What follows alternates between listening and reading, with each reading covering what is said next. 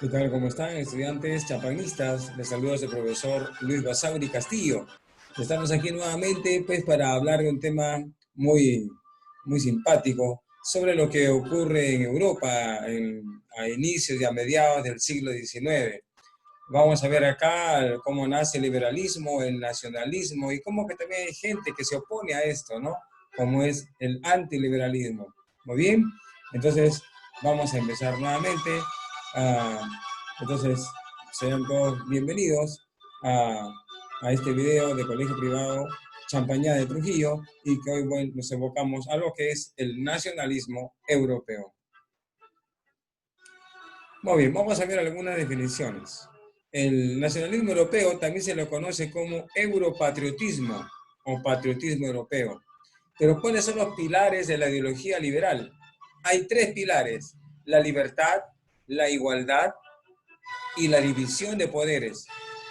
Son tres pilares primordiales que ustedes deben recordar. ¿Cuáles son? La libertad, la igualdad y la división de poderes. Es decir, poder legislativo, poder ejecutivo y el poder judicial. Son tres poderes que, digamos, deberían estar cada quien separados, como en la actualidad lo es. Pero ya en este tiempo se pedía. Fíjense, a principios del siglo XIX, estamos hablando de 1810, 1820, 1830, 1840, ¿no? Y así, a principios del siglo XIX. Muy bien, entonces recuerden que son tres los pilares de la ideología liberal. También tenemos por acá a otros puntos importantes sobre que la libertad política debe estar representada por la soberanía nacional, es decir, por el pueblo, y basado en la economía de la igualdad equitativa para todos. También el individuo, como ciudadano que es, tiene que ser respetados sus derechos, ¿no? Y estos pilares deben estar regidos en una Carta Magna. ¿Qué es la Carta Magna? Nuestra constitución política. Muy bien, entonces el liberalismo que se inicia pues de esta forma en Europa va a promover el nacionalismo. El nacionalismo es un movimiento político, social, ¿no? Que permite la reivindicación nacional del individuo, que es consciente de esta unidad, de esta, digamos, sistema político de lo que es el nacionalismo. Y podemos observar que más adelante el nacionalismo trae como consecuencia la unificación tanto de Italia como de Alemania y también algunos países que se disgregaron de otros, ¿no? En Europa, por ejemplo, Grecia, Bélgica y también Austria. Muy bien, entonces, esto es parte de lo que forma la iniciativa del liberalismo y el nacionalismo del siglo XIX. Acá tenemos tres diferencias que se relacionan entre sí, ¿no? Palabras claves, el liberalismo, nacionalismo y la democracia. El liberalismo se habla de las libertades del individuo, un individuo libre en cuanto a expresión, en cuanto a elegir un sistema político, un partido político, en cuanto a elegir también, digamos, a pertenecer a un gremio, a un sindicato, ¿no? Entonces, la libertad del individuo. ¿Dónde está el origen? En la Ilustración. En Europa nace también la Ilustración. Y el triunfo en Estados Unidos de su independencia y también la Revolución Francesa. Esto trae consigo el liberalismo y por ende una constitución. Recuerden que después de la Revolución Francesa fue ahí donde se sentaron los derechos universales de la persona y de todo ciudadano. Entonces, el liberalismo, ¿qué promueve? Promueve una constitución, ¿no? Y también una monarquía constitucionalista, ya no una monarquía absolutista, sino una monarquía constitucional. ¿Qué quiere decir esto? Es decir, el rey gobierna con el parlamento, o el rey gobierna con el Congreso, en otras palabras, ¿no? Ya no solo, ya no tiene el poder total, sino ahora lo tiene con toda la población, el parlamento. También promueve el liberalismo la separación de poderes. El rey tenía que aceptar que en el Parlamento existe un poder legislativo, un poder judicial y un poder ejecutivo, donde también estaba el rey o la reina. ¿Qué más? También el liberalismo propugnaba una soberanía nacional, ¿no? Única, con todos digamos, sus derechos fronterizos, con todos sus derechos tanto internos como externos. O sea, existe una soberanía nacional. Y también existía un sufragio restringido en cuanto a las elecciones para los parlamentos en este caso, ¿no? Y, bueno, las libertades individuales que habíamos dicho en un principio se habían pues asociado en su libertad de religión, su libertad de prensa, libertad de pensamiento, de ideología, etcétera, etcétera. Entonces, todo esto promueve el liberalismo. Y el nacionalismo promueve el derecho de los pueblos a formar naciones independientes. Antes estaban, un país tenía algo de él en otro lado, ¿no? Por ejemplo, Italia tenía algo, digamos, por Austria y así, ¿no? Entonces, querían nacionalizarse, querían tener una nacionalidad perpetua, ¿no?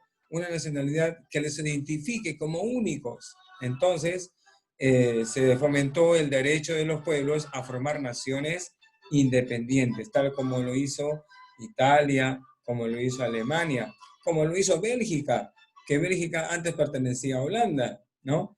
Entonces, ¿cuál es el origen del nacionalismo? Son las conquistas de de Napoleón Bonaparte. Napoleón Bonaparte hizo grandes conquistas en Francia, extendió mucho el territorio, llegó hasta invadir España. Napoleón Bonaparte invadió España, pero lo malo es que puso a su hermano, recuerdan, a José Pepe Botella, ¿no? A José Bonaparte, más conocido como Pepe Botella, ¿no? Y él pues tenía un vicio que era el alcohol. Y lo sacaron al final del gobierno allá en España, ¿no? Estaba como rey en España. Entonces, pero Napoleón no, Napoleón era más centrado y tenía pues muchas conquistas. Entonces, esto hace el origen del nacionalismo. Entonces, una nación formada por personas con mismas costumbres, con los mismos caracteres, con el mismo idioma, aceptando todo, digamos, las etnias, toda su cultura, toda su historia. No. Entonces, eso es parte del nacionalismo. Así también como hablamos ya de límites fronterizos para delimitar también su territorio, ¿no? Bien definidos. Entonces, esto es lo que es el nacionalismo. Bueno, y en la democracia es la participación total de la población, ¿no? En el poder. O sea, así como en el Perú no tenemos un gobierno, pero emanado por el pueblo. El pueblo es quien elige a sus gobernantes, ¿verdad? Y también el presidente tiene que atender las necesidades del pueblo y escuchar también al pueblo, sus necesidades. Entonces, ¿dónde está el origen de la democracia?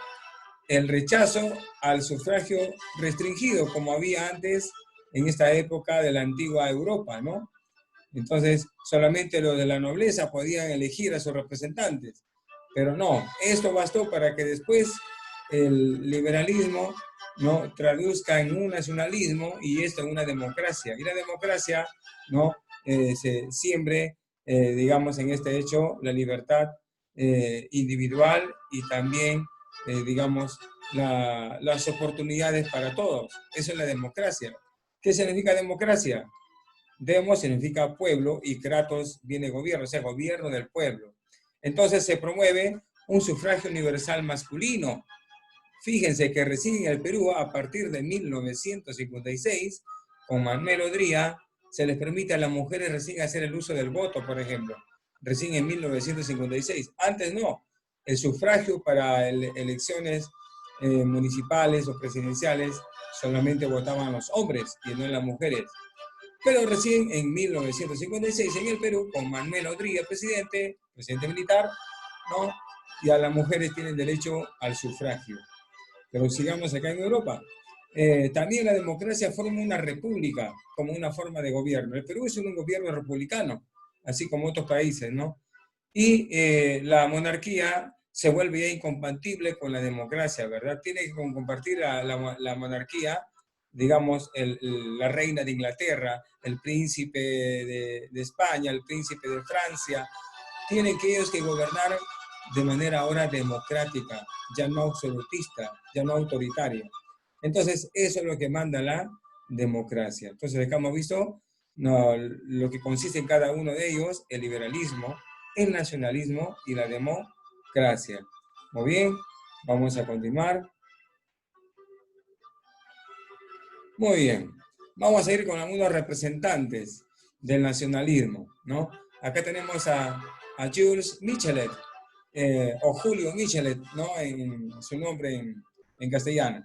Él se basaba, pues, su pensamiento, él era un historiador, era un ideólogo, un filósofo, cuya, digamos, pensamiento principal, cuando dice que el nacionalismo de Michelet es un canto a la patria francesa. Él afirmaba que la patria se basa en la amistad. Ojo, la patria se basa en la amistad. Y que el punto de arranque, ¿no? Y que es el punto de arranque para la patria universal. ¿Qué cosa? ¿No? La amistad. Entonces, la amistad en los pueblos. Y eso es cierto, ¿no? Cuando ustedes tienen muchas amistades, ¿verdad? Y cuando se reúnen o cuando conversan, ustedes manifiestan sus alegrías, sus preocupaciones. ¿Por qué? Porque, digamos, el amor amical o el amor entre amigos se basa en eso, ¿no? En la amistad, en la verdadera amistad. Y es el punto de arranque para que eso sea bien para el resto a quienes ustedes les rodean. Por eso que también Michelet decía que la patria se basa en la amistad y que es el punto de arranque para la patria universal, ¿no? O sea, la patria para todos. Y todo vivir de manera pacífica, en armonía. Eso era lo que propondía Jules Michelet, ¿no? O sea, un liberalismo, un nacionalismo, una democracia conjunta. También decía entre sus pensamientos, cada hombre es una humanidad, una historia universal. Y eso de hecho, es así, todos somos una historia universal para el mundo. Tú tienes tu propia historia, yo tengo mi historia. Cada quien tiene tus padres, tus abuelos, tienen su propia historia. Y fíjate, cada uno de nosotros somos una humanidad, somos parte de la sociedad y tenemos una historia propia, ¿no? Una historia que cada día se va incrementando y se hace universal, una historia universal. Muy bien, entonces, Jules Michelet es un gran pensador y un gran también, digamos, defensor del liberalismo y del nacionalismo francés. Vamos a continuar. También tenemos acá a Giuseppe o a José Mazzini, también es un ideólogo revolucionario italiano que también promueve, pues, digamos, el liberalismo, el nacionalismo, ¿no? Él promovió una serie de sublevaciones, se rebeló contra el reino de Cerdeña, convirtiéndose en un líder nacionalista europeo, ojo, ¿no? Se convirtió en líder Giuseppe Mazzini. Y en 1848 regresa a Italia siendo elegido dirigente de la proclamada República Italiana. Entonces, Giuseppe Mazzini se le recuerda por su rebelión, por su valentía, por su arrojo en defensa del nacionalismo y del liberalismo y de la libertad de aquellos reyes o de aquellas personas que atentaron contra su nación. Entonces, él fundó la Joven Italia, ¿no? Y en esta Joven Italia tuvo muchos seguidores revolucionarios, jóvenes, estudiantes, ¿no? Que también fueron impulsados por Giuseppe Mazzini. Entonces, Mazzini es un representante ideológico y revolucionario de Italia, que gracias a él, Italia pues fue, digamos, elevada como una ciudad ya más moderna y más nacionalista. Vamos a continuar. Pero también aparecieron el nacionalismo antiliberal.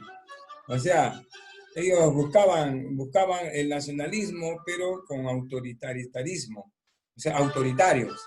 Por ejemplo, ¿quién sobresale acá? Benjamín Disraeli y Otto von Bismarck.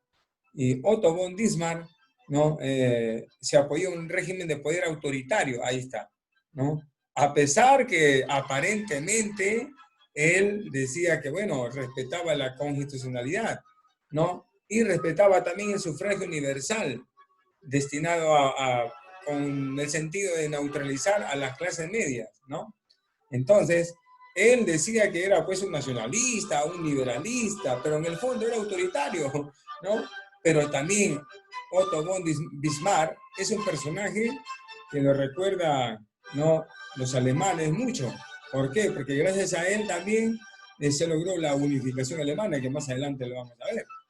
¿Qué decía Benjamín Disraeli? La prudencia de los sabios y la experiencia de las edades, ¿acaso pueden ser preservadas a la posteridad? Dice Mercat a las citas, lo que significa de que la prudencia de los sabios y la experiencia de las edades en el tiempo, pues claro que pueden ser preservadas. El patriotismo de nuestros héroes hasta hoy es preservado por nuestros altos mandos militares de las Fuerzas Armadas y también la Policía Nacional de Perú, ¿no? Entonces, también las frases sabias de nuestros antecesores y que hoy lo cultivamos día a día, entonces sí, o sea, la historia nos ayuda también a eso, a rescatar lo bueno de nuestros antepasados, los que nos dejó, los que nos dejaron. ¿Cómo no evocar a José Olaya, a Tupac Amaru II, a Miguel Grau Seminario, a Micaela Bastidas, ¿no? A muchos personajes de nuestra historia, ¿no? También a nuestros personajes ilustres, ¿cómo no evocarlos, no? Entonces, sabemos que la prudencia y la experiencia de las edades a través del tiempo permiten citarlos en el presente. Entonces, Bismarck estaba, digamos, llevando una política antiliberal, autoritaria en Prusia y Israel en Alemania. Estos dos son los representantes de este nuevo nacionalismo antiliberal, ¿no? En la cual considera que la nación unida por las raíces y vínculos históricos, políticos y culturales debe vencer a sus enemigos, imponerse a ellos y dominarlos. Es decir, el trabajo era en destruir al enemigo, sofocar al enemigo, imponerse ante ellos y dominarlos. O sea, el dominio, ¿no? Para que no tengan problemas, para que nadie se rebele, ¿cierto? Eso era, digamos, el carácter autoritarista que tuvieron estos nacionalistas antiliberales. Seguimos, vamos a ver el siguiente. Otros nacionalistas, acá tenemos a varios. Ahí vamos a ver. Podemos ver acá, dice a Maurice Barrés, a Charles Pegui y Charles Maurras.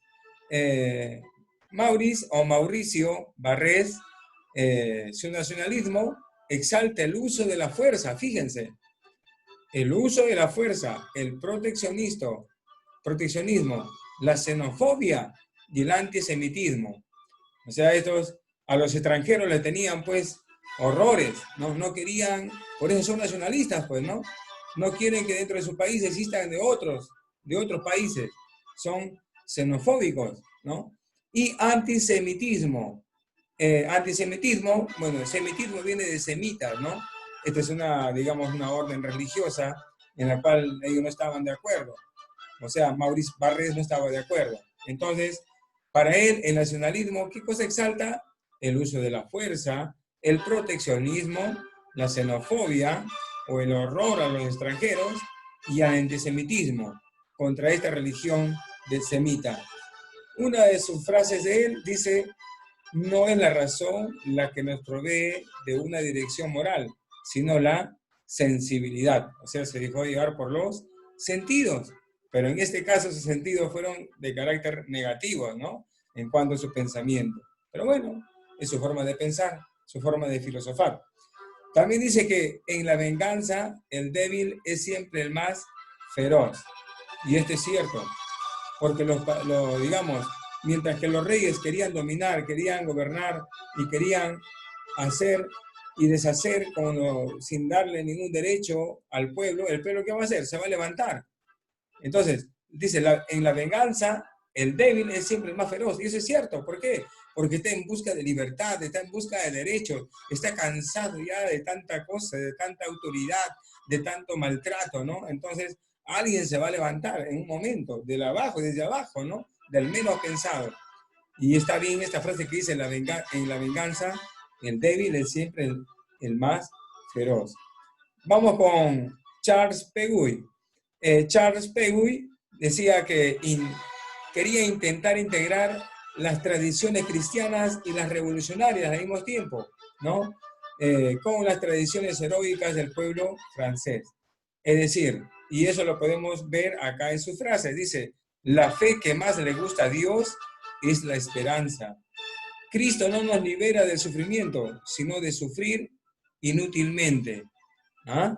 O sea, Cristo nos libera de sufrir inútilmente tantas cosas. A veces nos preocupamos de alguna otra cosa y nos afligimos por la pura, ¿no? Entonces, no vale la pena afligirse por un actos o hechos que no tienen mucha relevancia, que no tienen mucha importancia. Entonces, miren, Charles Peguy fue un nacionalista que puso en práctica también, digamos, parte de las Sagradas Escrituras, parte de Dios en esta parte del nacionalismo, ¿no? Y finalmente tenemos a Charles Maurras. Y Charles Maurras, su concepción política se fundamentaba en la biología, es decir, en la selección natural. Él condena la pretensión de la democracia igualitaria y en la parte histórica, de vista nacional desde el principio de los tiempos. En otras palabras, él condena, dice, toda pretensión, ¿no? Pero nosotros sabemos de que la democracia debe ser igualitaria, ¿no? Igualitaria para todos, no solamente que el más fuerte gobierne sobre los demás. Pero él dice, condena toda pretensión de democracia igualitaria. Yo no estoy de acuerdo con él, pero bueno, fueron ideas que surgieron en esa época y que bueno, también, claro, en todos tenemos, ¿no? Alguien que tiene unas buenas concepciones, ¿no? Y otras concepciones contrarias. Y eso se respeta, ¿no? Como lo puede ver también en cualquier pregunta, en cualquier discusión. Entonces, una de sus frases dice, la voluntad, la decisión, la iniciativa salen del pequeño número, el asentimiento, la aceptación de la mayoría. A las minorías corresponde el valor, la audacia, la energía y la concepción. A esto sí estamos de acuerdo, ¿no? Porque la minoría, donde se le olvida, se le tiene olvidado, donde no tiene muchas, digamos, muchos aportes por parte del Estado. O sea, ellos, de donde sea, así como en el Perú vemos mucha gente, ¿no? Que se las ingenia para trabajar, para hacer cosas, para venderlas, ¿no? Se ingenia. Los peruanos tienen una iniciativa, digamos, emprendimiento a la economía, ¿no? No se dejan vencer digamos, por el uso de que tal vez no tengan trabajo y tratan de sobresalir. Entonces, hay valor, hay audacia, hay energía y la concepción de seguir siempre adelante. Vamos a continuar. Bueno, vemos la unificación de Italia. La unificación de Italia, como podemos ver, tuvo 4 etapas, ¿no? Primero la alianza francesa, ¿no? Digamos, frente a Austria.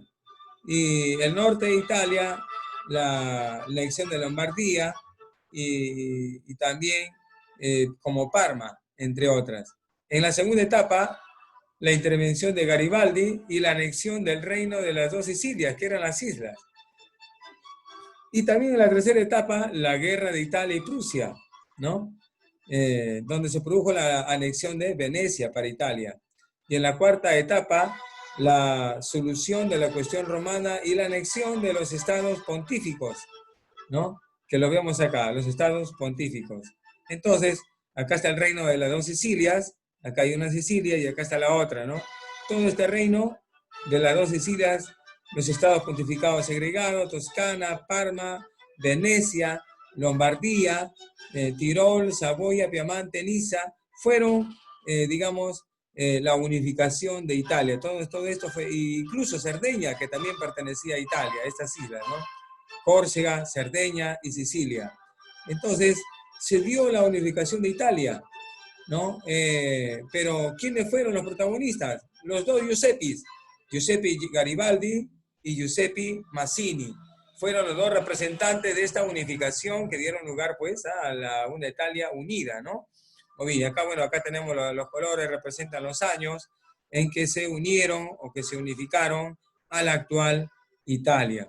Entonces, los colores son los que distinguen, ¿no? Digamos, a los años en que poco a poco fueron adquiriéndose. Como por ejemplo, Lombardía en 1859 y en 1860 este color, podemos ver los estados pontificados, el reino de la Sicilia, Sicilia mismo, Toscana, Parma, Módena, ¿no? Hubieron también territorios cedidos a Francia. Italia cedió, ¿qué cosa cedió en 1860? Acá, Saboya y también Niza. Fueron territorios que Italia le cedió a Francia. Muy bien, y bueno, podemos ver acá algunas otras, como las anexiones en 1870 de los estados pontificados, ¿no? De los pontífices. Y más ampliaciones como acá podemos ver en Tirol, ¿no? Por ejemplo, que se abrió ya en 1990, ya en el siglo XX, ¿no? A inicio del siglo XX. Pero estamos en el siglo XIX. Vamos a continuar entonces con la unificación de Alemania. Otto von Bismarck fue el hombre acá, el hombre que pudo, digamos, con su ejército, con todo el poder que tenía, unificar Alemania. Entonces, se logró en dos etapas. La primera etapa, el enfrentamiento de Prusia contra Austria, ¿no? O sea, este gobierno contra el gobierno austriaco, el imperio austrohúngaro. Estuvieron en guerra entre ellos. Y también el enfrentamiento de Prusia contra Francia. Es decir, que también ellos, los prusianos, también con los franceses tuvieron una guerra.